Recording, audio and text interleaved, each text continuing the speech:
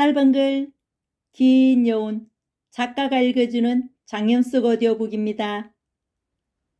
우리가 살아가다 보면 평생 한 번도 겪지 않을 수도 있고 또 의도치 않게 그 영향을 받게 되는 것이 법입니다. 오늘은 법대로 하려다가 당한 황당한 일, 법을 지키지 않아서 도리어 허무한 일, 작은 에피소드로 여러분을 초대합니다. 여러분이 눌러주시는 좋아요와 함께라면 제가 더 신이 날 것 같습니다. 그럼 이야기 속으로 들어가겠습니다.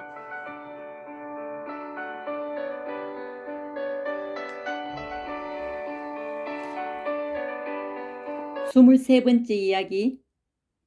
제목 법대로 글쓴이 장현숙. 나는 범법자인가?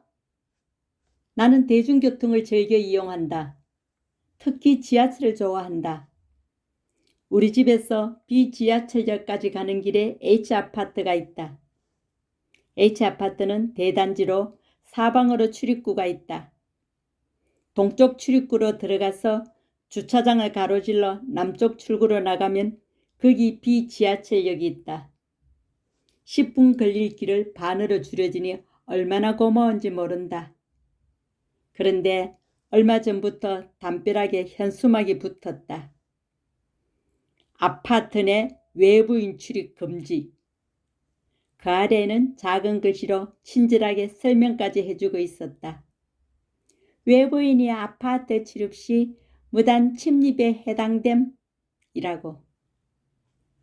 H아파트에 발을 들여놓으면 내 아킬레스건이 파르르 떨린다.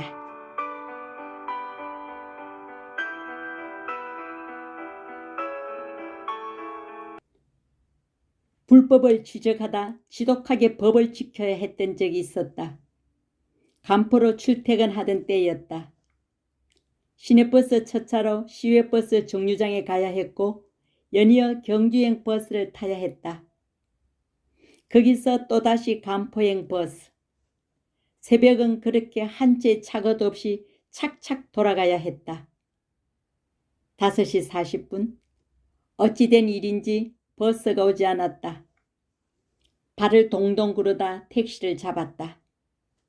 한산한 도로임에도 과속하지 않은 택시 기사님이 믿음직스러웠다. 희뿌연 도시에 새벽을 여는 사람들이 택시를 잡으려고 고개를 내밀고 손을 내저었다. 한 명, 나랑 방향이 맞지 않아 통과했다. 사거리를 지나 우회전하니 부부인 듯한 2명. 기사님이 유리문을 내리고 우측으로 고개를 한껏 돌려 그들의 행선지를 물었다. 핸들을 획 돌리는 걸 보니 또 통과. 얼마 가지 않아 다시 택시가 급하게 차선을 바꾸려 했다. 기사님이 인도에서 택시를 기다리는 사람을 발견한 것이다. 아저씨, 합석은 불법 아닌가요? 나는 손목시계를 보면서 시외버스 정류장 도착 시간을 가늠하며 말했다. 아, 예. 이제부터 준법 운행하겠습니다. 그가 고개를 돌려 조수석 뒤편에 앉아있는 나를 향해 매서운 눈초리와 함께 샤한 느낌으로 대답했다. 사람이 건너지 않은 횡단보도도 일단 정지를 넘어 아예 차를 세웠다가 다시 출발했다. 신호등이 보이면 속도를 최대한 줄여 신호등마다 빨간불 앞에서 멈춰섰다. 결국 시외버스 정류장에 도착했을 땐 경주행 버스가 저만치 멀어져 가고 있었다.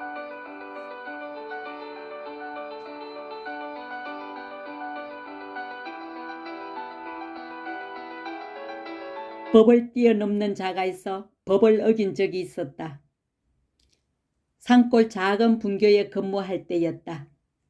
그 동네 사람들은 하루 3번 다니는 마을버스로 장도 보고 면사무소 볼 일도 보고 학교도 다녔다. 나는 첫 차로 출근하고 막차로 퇴근했다. 첫 차라고 해봐야 겨우 수업 시간을 맞출 수 있었다. 평소엔 텅텅 비어 다니던 버스가 5일장이면 꽤 북적댔다. 인가를 지날 때마다 아낙네들이 올라탔다. 마을이 좀 크다 싶으면 키우던 강아지를 갖고 나온 할아버지도 있었다. 두 팔로 낑낑대며 보퉁이를 들어올리는 할머니들도 한몫했다.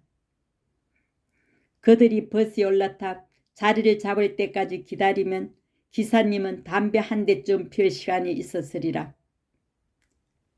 그러나 그는 아예 버스에서 내려 할머니들이 보퉁이를 함께 들어 올렸다.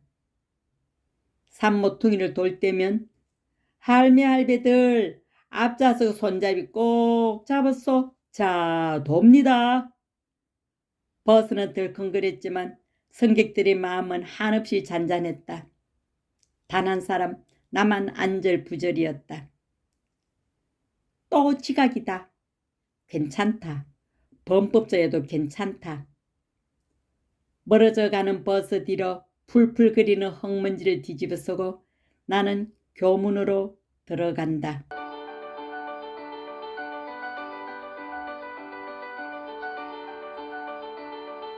우리를 둘러싸고 있는 법의 잣대는 언제나 선하기만 할까? 이야기는 여기까지입니다. 끝까지 들어주셔서 감사합니다.